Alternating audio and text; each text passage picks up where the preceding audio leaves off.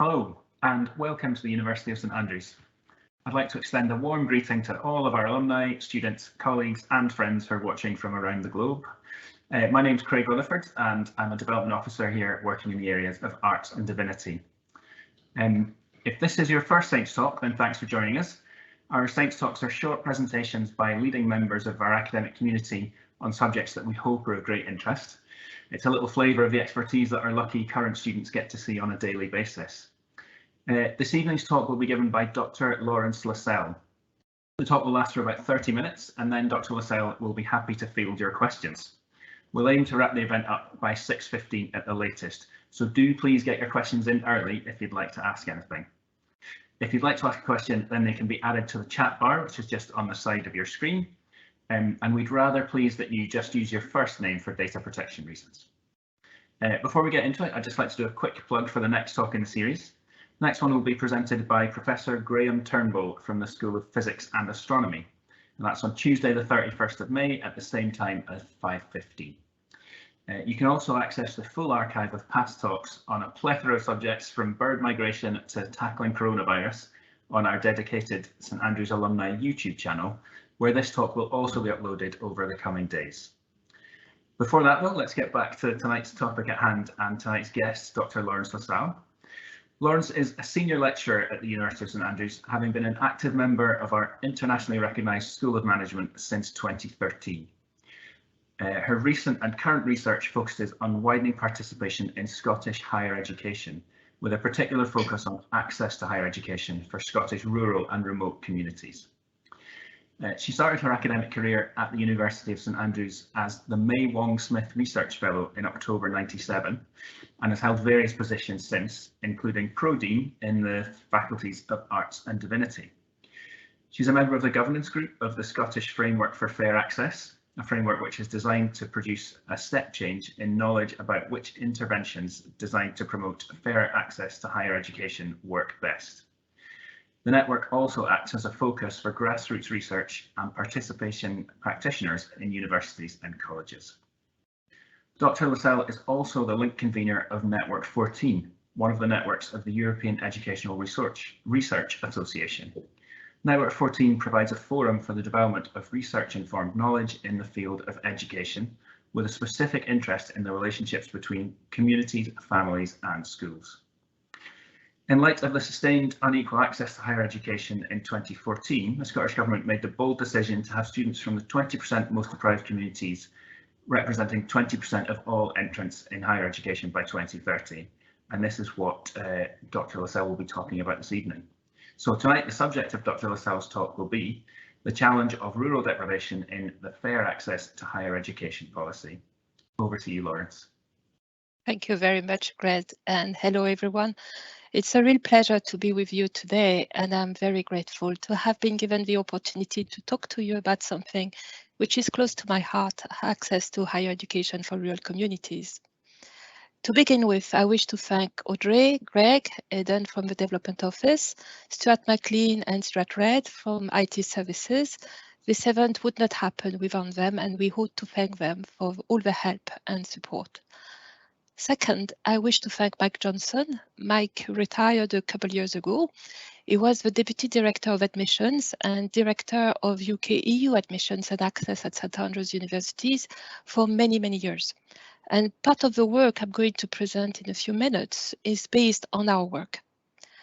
And finally, I must stress that the views expressed today are only mine and do not represent those of the University of St Andrews or those of the governance group of the Scottish Framework for Fair Access.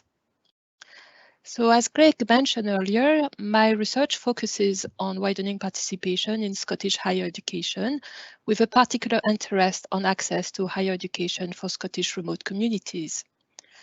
And the aim of my talk is simple. I want to highlight to you the challenge that represents the capture of rural deprivation in the fair access to higher education policy in Scotland. And this will allow me to point out my concerns about why the current fair access to higher education policy could be detrimental for Scottish rural communities. Of course, you can disagree with me on the matter. I am fully aware that there are different perspectives when it comes to access to higher education in Scotland. I do not think that everyone today is familiar with the policy on fair access to higher education in Scotland, so I would like to begin by giving a brief overview. When the current Scottish First Minister, Nicola Sturgeon, came to power at the end of 2014, she made the pledge that by 2030, 20% of university entrants would come from the most deprived 20% of the population. That pledge was turned into a policy with an action plan. And in my opinion, this action plan has had an impact on the way Scottish higher education institutions have recruited in a recent past. In the context of this talk, I think we would all agree that the most deprived 20% of the population are more likely to be found in deprived areas in Glasgow or Edinburgh. However, we all know that Scottish landmass is mainly rural, and urban deprivation may be different from rural deprivation. As you may know, the government uses the index of multiple deprivation to determine whether a community or an area is among the 20% most deprived areas in Scotland. Scotland is divided into data zones, and each zone gathers between 700 and 800 people and measures the level of deprivation according to different factors. All zones are then aggregated by quintile from the 20% most deprived zones, the so-called SIMD 20 zones or the first SIMD quintile, to the 20% least deprived areas. By 2014, everyone in the sector knew that there had been a sustained and equal access to higher education in Scotland. Students from affluent areas had always been more likely to access higher education than students from less affluent areas. The graph on the left-hand side represents the percentage of university entrants from 20% most deprived areas from 2007-8 to 2015-16. And this percentage has been rising over the years, roughly by 4 percentage points. And it has stabilized around 14%. The implementation of the action plan with its targets were known to all. The targets were released by the Commission on Widening Access in March 2016 and adopted right away by the government. Since then, all funding agreements between the Scottish Government, or I should say the Scottish Funding Council, and each Scottish institution have specific sections devoted to fair access, and these sections include targets. Let me use a little bit of magic, and you are all becoming outreach officers in the admission unit of St Andrews University. Your job is to approach relevant staff in state secondary schools and explain to them that you want to propose activities to their pupils. The aim is simple. You want to work with all pupils, in particular those living in the 20% most deprived areas. However, access to funds is limited. So as outreach officers, you need to decide with which schools you wish to work. And you have two possibilities. You may approach a school located in one of the 20% most deprived areas, or a school located elsewhere.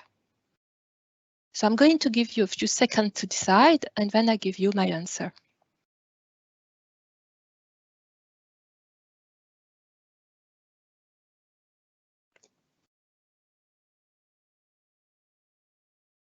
My answer is simple. I don't know. Both schools are secondary schools. The postcode of the school may not represent the catchment area of the school. In my opinion, the school location may not be a good indicator of the areas where these people live.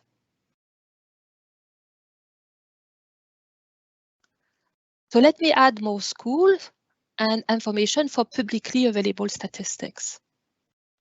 So in this example, I consider 6 schools.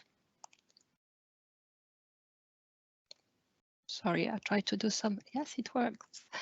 I consider 6 schools and 3 located in the most 20% poorest area in Scotland and 3 are located elsewhere. For each of them, I am able to let you know the approximate proportion of pupils attending each school and living in the 20% most deprived areas.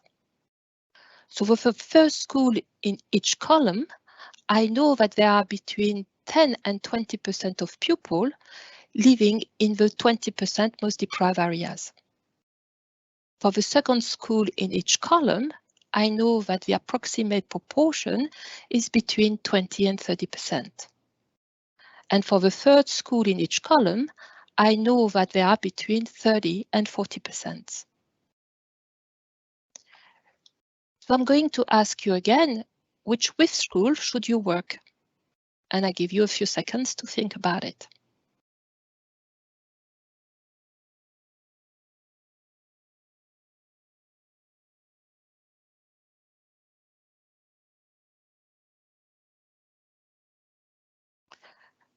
What about my answer? I'm going to say that I can start to make a decision. I know that the proportion of pupils attending a school and living in one of the 20% most deprived areas in Scotland is 22%. So I would definitely engage with schools at the bottom of each column. However, I remain undecided for the school at the top of each column, because I have worked on school statistics with an angle of rural deprivation. And briefly speaking, I do not think that the SIMD 20 indicator should be the only indicator used. This allows me to emphasize to all of you today my take-home message. Research on reality can inform policymakers and practitioners on disadvantage or on rural disadvantage in the context of a fair access to higher education policy. And if I summarize my message, I would say that the government has a very clear ambition in terms of fair access to higher education for all. And to achieve this ambition, there is an action plan known to all. The plan has strict deadlines and rates on targets based on the Scottish Index of Multiple Deprivation. However, I and a few people, including academics, policymakers, practitioners, are concerned by 2 elements when the reality angle is considered. First, the SIMD captures better urban deprivation than rural deprivation. And 2, young people living in rural areas, and in particular remote areas, are less likely to progress to higher education. And what I argue today is very simple. If no action is taken, it could be detrimental for rural youth. If some action is taken, and why not inspired by rural education research, it could be okay for all. And I really mean for all, rural and urban youth.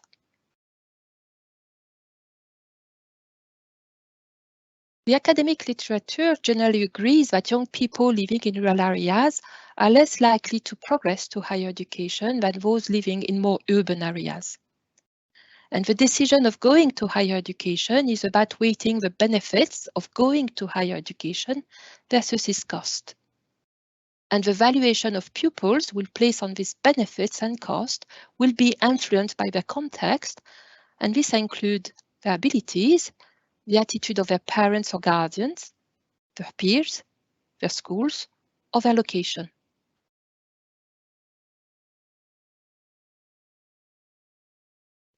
The academic literature has also quite a debate about what is urban and what is rural. And I'm not going to enter into this debate. I'm only using publicly available statistics on schools according to the rural-urban classifications adopted by the Scottish Government. And briefly speaking, these classifications distinguish areas based on their population size and their proximity to large settlements. The academic literature has also a debate about the use of indexes of multiple deprivation. And it's often agreed that these indexes may better capture urban deprivation than rural deprivation because of the way they are constructed. And this talk is going to give you evidence of this in the context of a fair access policy.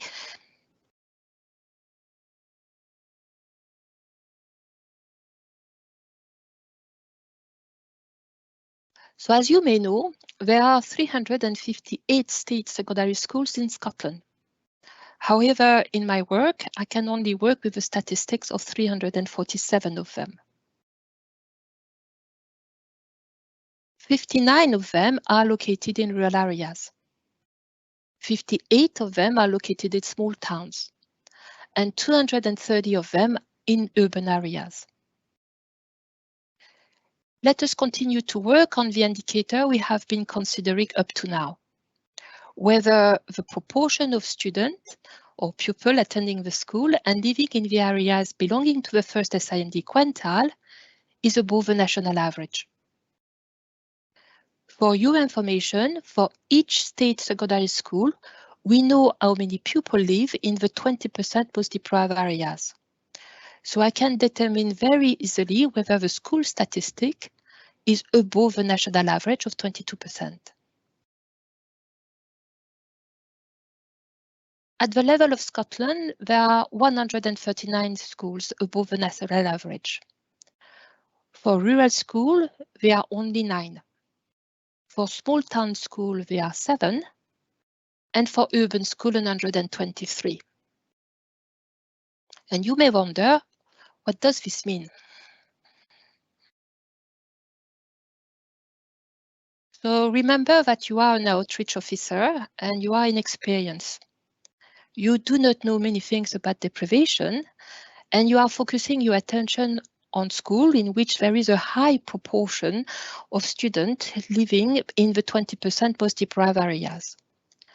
And to be more precise, you're considering the school average, and this school average needs to be above the national average.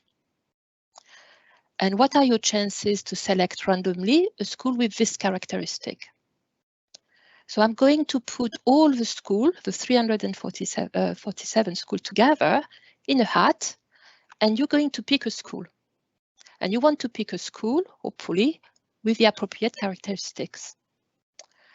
So we know that there are 139 schools out of 347. That is to say 40% of them. So in other words, you have 2 chances in 5 to pick a bad school.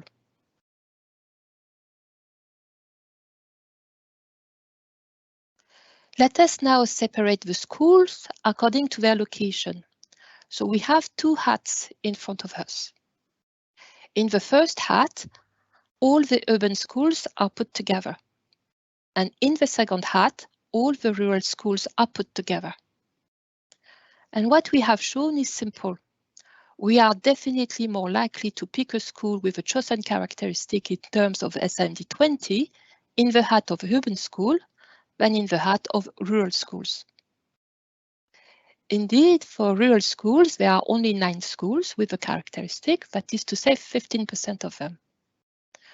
So we have 1 chance is 6 to pick a school with a characteristic. For urban schools, there are 123, that is to say 53%. So the chance to pick a school with the appropriate characteristics is quite high, more than 1 in 2.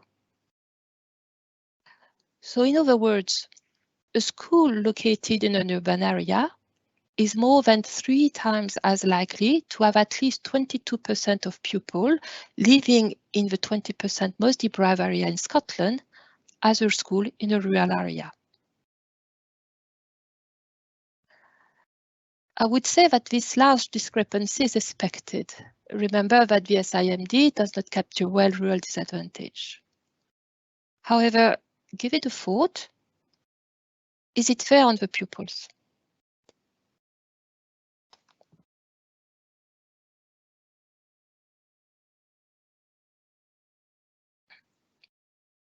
So you may object to me on at least 2 accounts.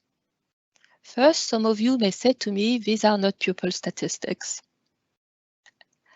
And I will reply to you that that's correct, but hang on a minute. I told you you were a practitioner. And as a practitioner, you're not going to be outside a school or on the street asking pupil, where do you live? As a practitioner, you're engaged with the school. Your second objection is simple. I'm going to say again simple. Is the result is there because you have misled us. The way schools are classified in terms of reality is based on their location. And you explained to us that we had to be careful about the location of a secondary school. And we know now that the location may not represent the catchment area of the school. So I would reply to you that I am delighted that you remember something important about the school location, and my intention has not been to mislead you. Indeed, until very, very recently, this was more or less the best you could do if, as a researcher, you made the decision to work with only publicly available data. And I'm very pleased to let you know that we have now access to new information. We know a little bit more about the location of the pupils in each state secondary school. And I'm going to share this information with you.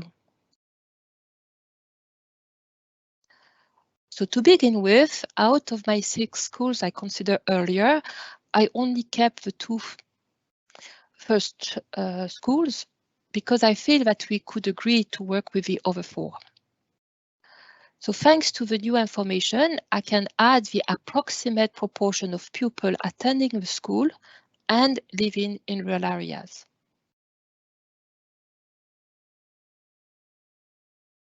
And I'm not going to ask you whether, as outreach officer, you would engage with these schools for a simple reason. This extra bit of information does not really help, and in practice, it may make things worse. Why do I say this? If I start to group the school according to the approximate percentage of pupils attending the school and living in the rural area, I can put the school into 3 bags. There are 42 schools whose proportion of pupils living in rural areas is at least 50%, and I call this school rural. There are 98 schools whose proportion are between 20 and 50%. And finally, there are 207 schools whose proportion are less than 20%. So I call this school non-rural. And I'm doing the same exercise as before. And I wonder how many schools in each category are above the national average in terms of the SIMD 20. And of course, at the level of Scotland, I still have 139 schools above this average. For non-rural school, we are still 123. However, for rural school, we are only 2. And what does this mean? But again, we are definitely more likely to pick a school with the chosen characteristics in terms of SIMD 20 in the heart of non-rural school than in the heart of rural school. Indeed, for rural schools, there are only 2 schools with that characteristics, and that is to say only 5% of them. So we will have 1 chance in 20 to pick a school with that characteristic. For urban school, there are still 123, that is to say 59% of them. So the chance to pick the appropriate school in that bag is very high, more than 1 in 2. So I'm going to say we have an even larger discrepancy. A non-rural school is now almost 12 times as likely to have over 22% of its pupils living in the 20% most deprived area in Scotland as a rural school. In my opinion, this is concerning, and you can understand why I believe that if no action is taken, it could be detrimental for rural youth. Indeed, if universities only work with schools with a high number of pupils living in the 20% most deprived area in Scotland, rural youth experiencing deprivation are less likely to know about higher education or to go to higher education. So you may agree with me that having a better understanding of rural deprivation is more important than ever.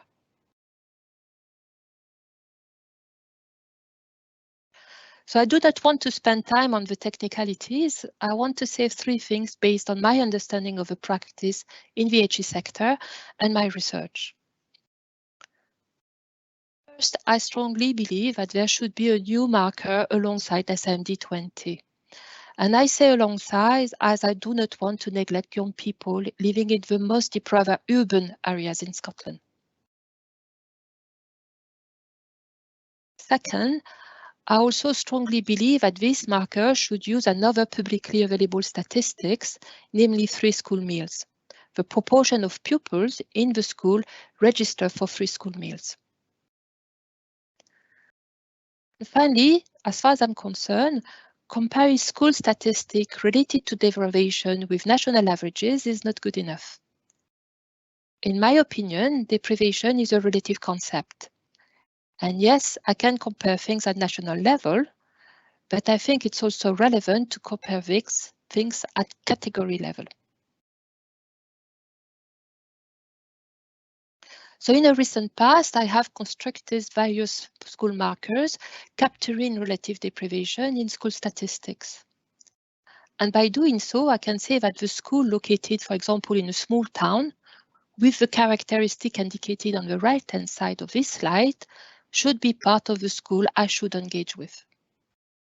However, I would remain undecided for a school with a characteristic on the left. As I said earlier, I'm not going to curtail the way I construct marker. I'm just going to say that it's quite easy to do so. So remember the hat and the situation we started with. And let us apply the methodology I use up to now to a greater extent. First, I use an additional publicly available statistic, free school meal, and I keep in mind that the concept of deprivation is a relative concept. In other words, I'm also looking at the SMD statistics and the free school meal statistics at national level and at each category level. And what do we obtain?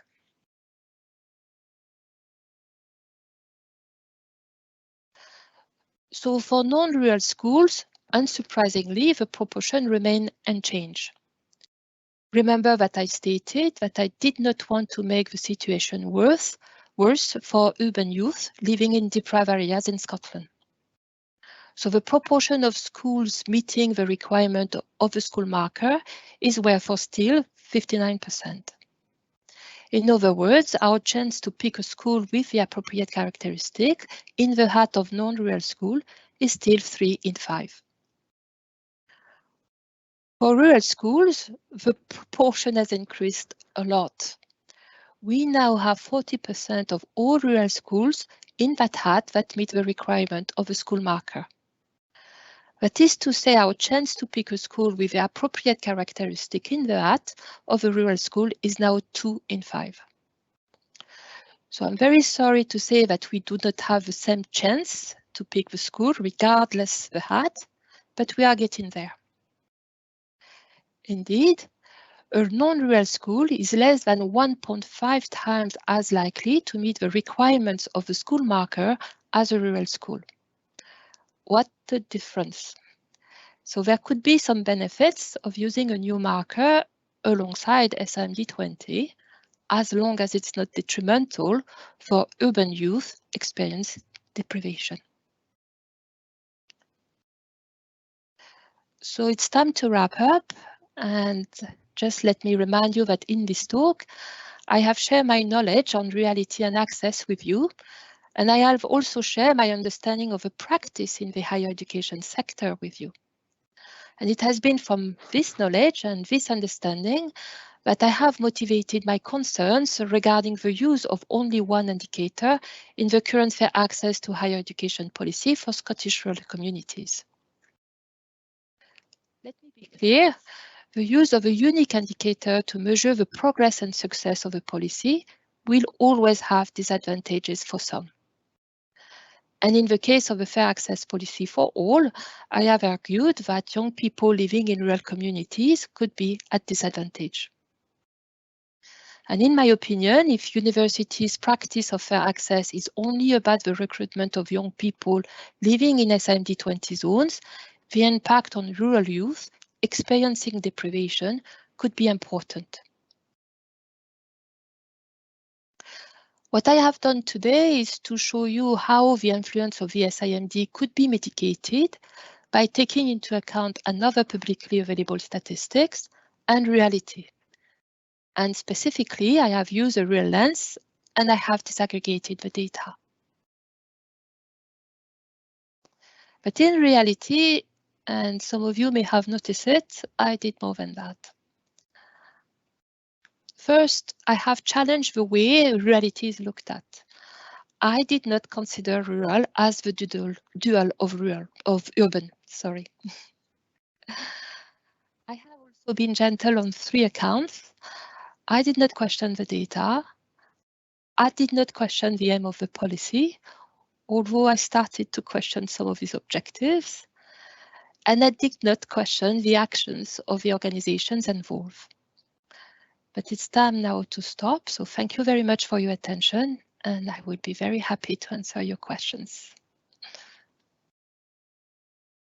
Thanks, Laurence. That was really fantastic. I mean, when I'm not presenting the research of our wonderful researchers on the internet, my day job is raising funds for scholarships at universities. So it's really great to see the kind of the problems that lie behind that and how we can actually make them more and more effective as we go on, because we know there's students out there who have real kind of financial difficulties in getting to university or actually experiencing the best of university when we're here. So it's really important for us to be able to understand how we target this help even better than we are already.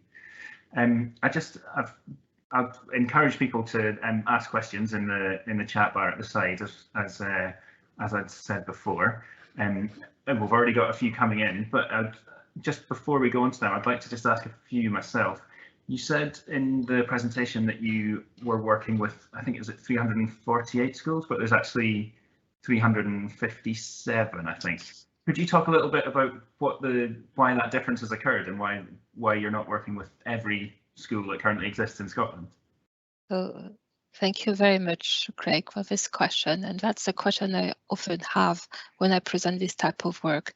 So yes, there are 358 schools in the dataset provided by the government, but I can only work with 347. What I just want to say is that school statistics are not static. Schools open, school merge, and school close. So to begin with, over the period of time I'm looking at, some schools have closed and merged. So if we take the example in 5 of Leavenmouth Academy, as a result, Buckhaven High School and Youthforth High School have closed to make one school. In the dataset, there is also an entirely new school just outside Perth, that's Bertha Park High School, if I remember well. So that's one reason. Another reason in that it's that the school statistic released by the Scottish Government includes junior high school. And junior high school exist in Orkney and in Shetland. So in both islands, if both Orkney and Shetland, there are only 2 secondary school in my dataset, when in practice there are more because there are plenty of junior high school. So that's another reason. And the final reason is that rural school can be very small. And one of the examples is Tarry High School, for example, and it may happen that the data is not available. So in that case, I have to discount it. So that's how I reached 347. So thank you very much for this question. Okay. Speaking about places like Tiree, is there in your research, do you differentiate between areas that are rural or places that are specifically remote? Because I mean, we know there's significant, you could call it urban deprivation in towns in the Highlands, but does that count as rural, or is there a distinction between those? So we are entering into dangerous territory here. So I might share my screen again. And to come back to, yes, it does matter. I hope that you can see my screen here. Yes. So as I mentioned, in the school, I do not argue between what is urban, what is rural, and what is remote. So I'm using government statistics and the classification adopted by the Scottish government and elsewhere. It's not only Scotland in that case. So, oops, I have a small problem. And I try. Oops, is it coming up? No, it doesn't work. Hello, Stuart, I have a problem. I can see your screen, I think. Yes, but I am locked out. So I'm going to do this. Come back. Ah. This is the problem with technology I can have from time to time. And my students have lots of fun with that. So I will move back. So the talk I've talked about today, I have used what is called the threefold classification. So I have put together the urban areas, I have put together small towns, and I have put together accessible rural areas and remote rural areas. But I can put the data in a different way. And again, I am locked out. Oh, this is disappointed. So in that case, I'm going to say I can put large urban area over urban area and accessible small town, remote areas together, and accessible rural area. That's the work I have done with Mac Johnson to begin with. So it does matter. Again, I am locked down. I think I'm going to try to get out of this. I think it's easier. For whatever reason, it stopped working. I'm going to say it does matter because the results are slightly different when I consider remoteness and reality. Because I work on publicly available statistics, I would have more categories one hand or less categories in the other hand. And your question is quite important because in practice, what the statistics shows is that there is more of an issue regarding access to higher education when we talk about remote communities than rural communities. So it's very important to know whether a school is located in a remote area or if a school is located in a rural area. And then the final caveat I have to say is that there is no publicly available statistics on the proportion of pupils attending a school and living in a remote area. So the government made already the effort to release the one related to rural area. Finger crossed it happened. So we will have more detailed information available not only for school, but also to understand as researcher what is happening when it comes to access to higher education. Yeah. So sorry about the technical problem. And That's I'm all right. going to stop using my screen. That's okay. That was I think that was still a very full and complete answer to it. It's really interesting. You said that you were using additional data to construct a new marker. Would you be able to elaborate a bit on how you're using that data and how the marker? Oh yeah. So I would say that perhaps that question relates to the three school meals statistics. So there are so what I have done is basically to put together the three school meal statistic with the SIND 20 zone statistics.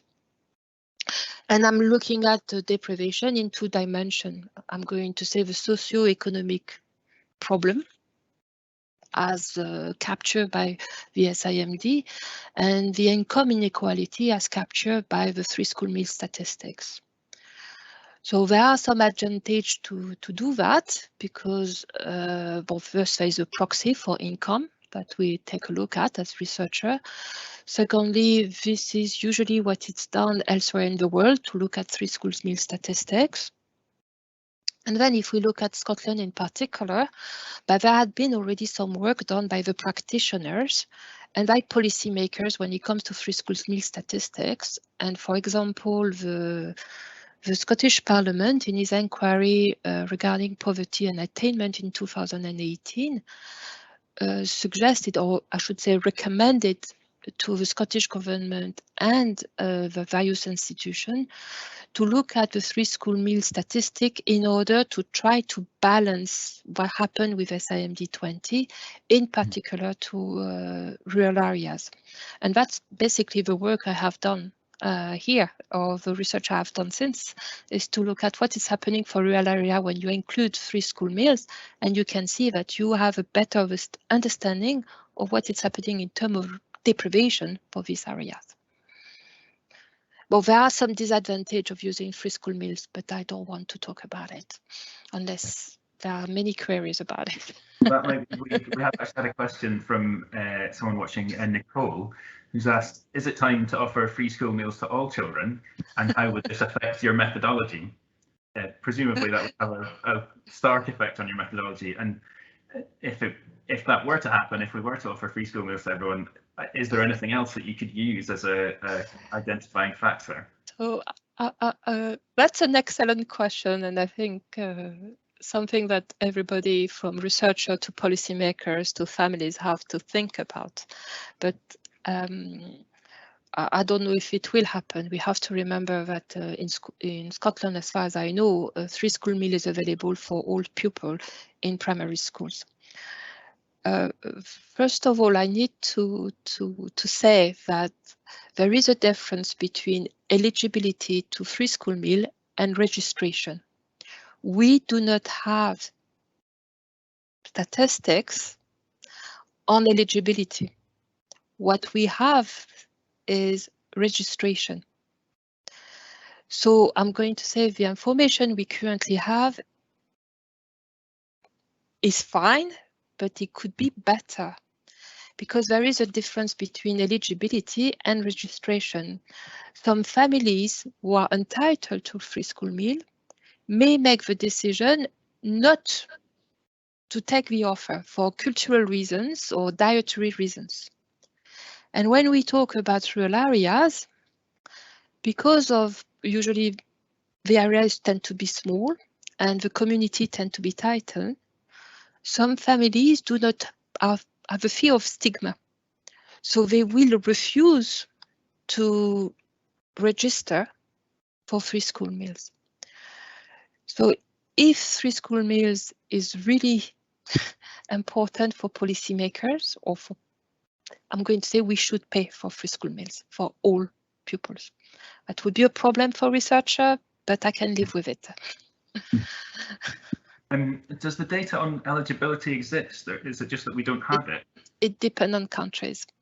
Okay. So as far as I am aware, it's not available in Scotland. Okay.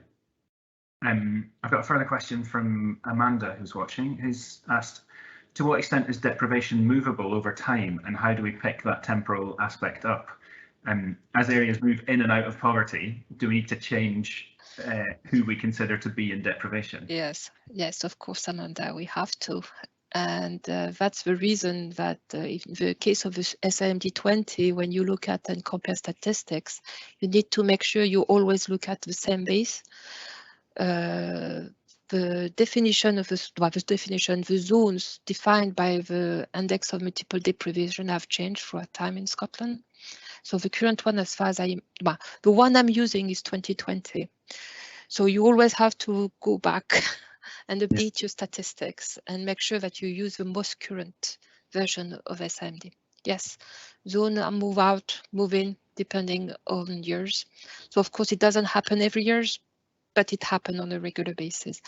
And I have to be honest here, I said that urban deprivation is better captured than rural deprivation with the SIMD. There has been effort from all involved to better capture rural deprivation. It's still difficult, there are still issues, but it's much better than 10 years ago or 15 years ago. And we've had a couple of questions in from Chris and Trevor as well, who are asking about essentially whether you've kind of discussed or presented this research to Scottish Government or SFC, and whether you're at liberty to tell us what their response was. But I mean, it's really interesting just for us to know how academia feeds into policy and whether you have that kind of route established. So yes, I have presented this research to relevant people. And I am a member of a framework for fair access. I'm a member of a governance group. So yes, they know my research. But now up to what level this research is taken into account, I think we need to be realistic. It won't be right away. What it's good, I'm going to say, by being vocal about a real community, not only me, but also practitioners of academics. When it comes to the revision of the action plan, I did not mention this in my talk, but perhaps I should have. So we have just finished a round of agreement between SFC and the various Scottish institutions when it comes to their funding, and this includes targets on access to higher education. The phase I've just finished, and we enter a new phase, and Scottish institutions have been asked to propose alternative indicator in order to also capture students who may suffer from deprivation. And I'm looking forward to have a synthesis of all these agreements to understand what are the alternative measures. So I have been talking to various directors of access, to various members of university and practitioners. I also know that since the publication of the outcome of the Scottish Parliament inquiry, 3 school meals need to be included. So I'm going to say 3 school meals will be included. I have no doubt about it. What other measure will be taken into account, that will be interesting to know. So I think it's just a matter of months to know what is going to happen in the next few years.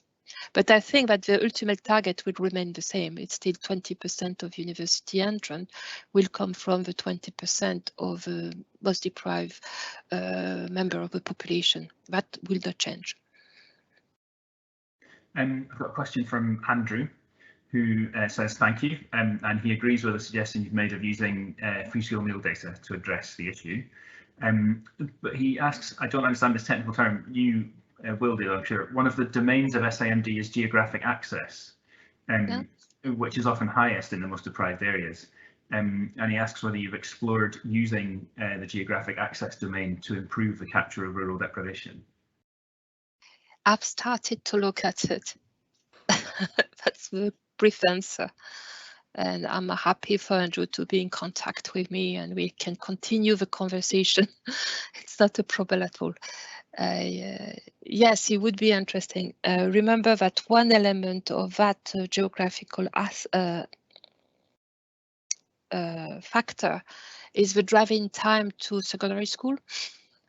So I've looked at it that way. So I have selected the driving time to secondary school to look at it. So yes, I've done some work on this. Well, how much are you traveling to secondary schools for this? Has this been a huge amount of what you've been doing over the last few years? No, in the last few years, I have worked mostly with statistics. There has been COVID in between, I'm going to say. But all this research starts from a fantastic project that the University of St. Andrews benefited in 2013, 14, 15, 16. It was called the ARC project, Access to Rural Communities. And it was funded by the Scottish Funding Council, and explicitly the Scottish Funding Council asked the university to engage with Argyll and Bute, Highlands, the Western Isles, Orkney, Shetland, in order to bring more people to higher education, or at least to have a better, or to have some understanding about what it means to go to higher education. And that project had a research component, and I was asked to lead it. And I had no prior knowledge on it. I was just somebody working on access, having a keen interest of access. And I had the possibility to visit some of these schools, and it was fantastic to go there. And by going there, you realize I think you have a better understanding of what is happening. And then I've been in Scotland for more than 20 years now, and I like going to Highland and the house. So I know how difficult it can be to travel within Scotland. Yeah. So we have to be appreciated of the distance in Scotland. Yeah, that maybe leads on to, we've had a question from an anonymous questioner who's asked, firstly, what's the capacity to increase applications to higher education from pupils in rural areas? But also, is there a difference in engaging rural pupils versus engaging urban pupils? And do they view going to university completely differently depending on where they're coming from? So the first side of the query is, I have estimated the number of places that would be needed to increase the proportion of students and bring it to the same level as the other areas. It's not that big, so I'm not going to share that statistics. I'm sorry, I cannot share it, but I can say it's not that big. The question will always be is that access to higher education for Scottish students is funded. So we have a fixed number of places.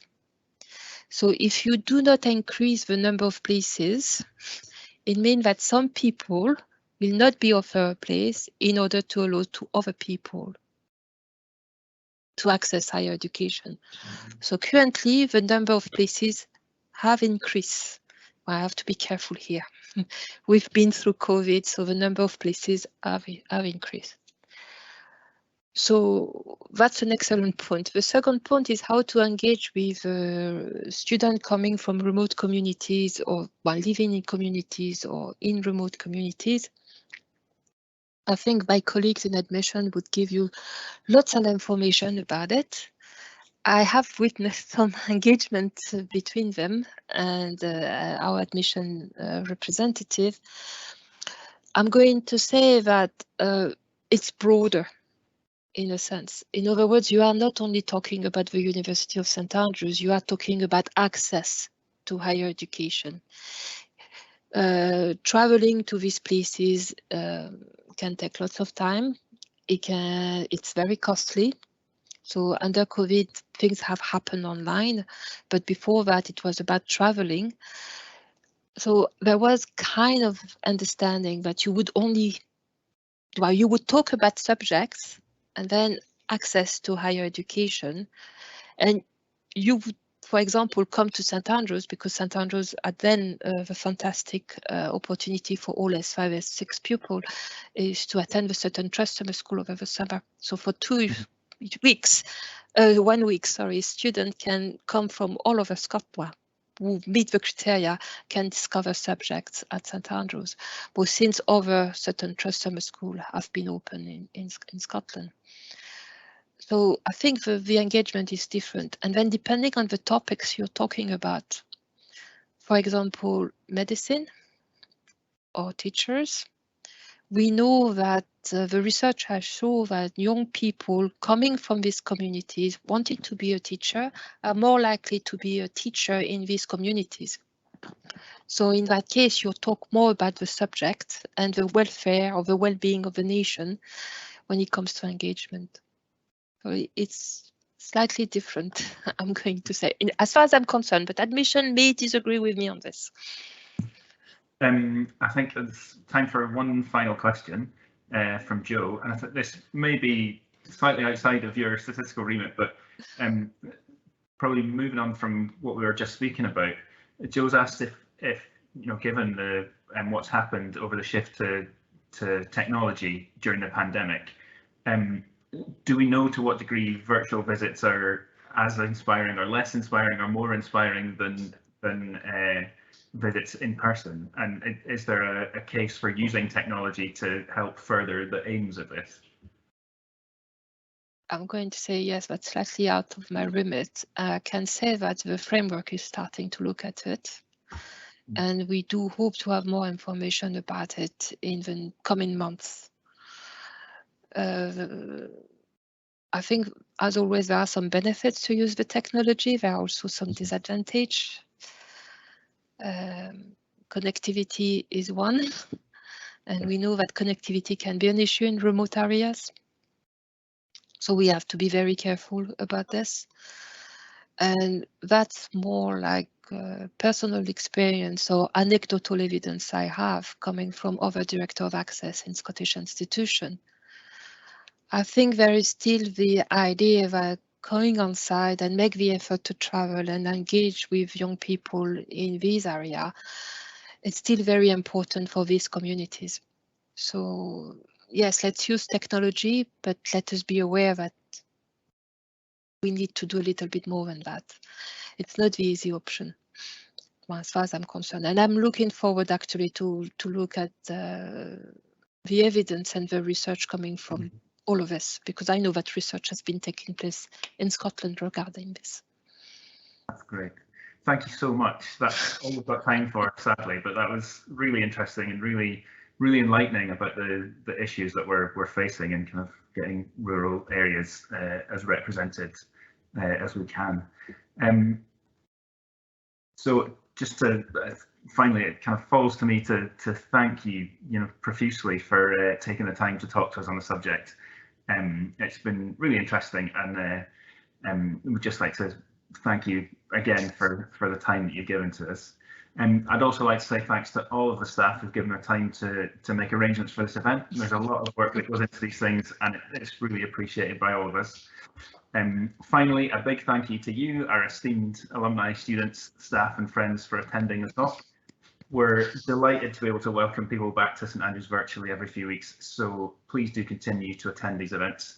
And just a quick reminder that we have another one lined up for Tuesday the 31st of May at 5:15 again, and that is Professor Graham Turnbull from the School of Physics and Astronomy.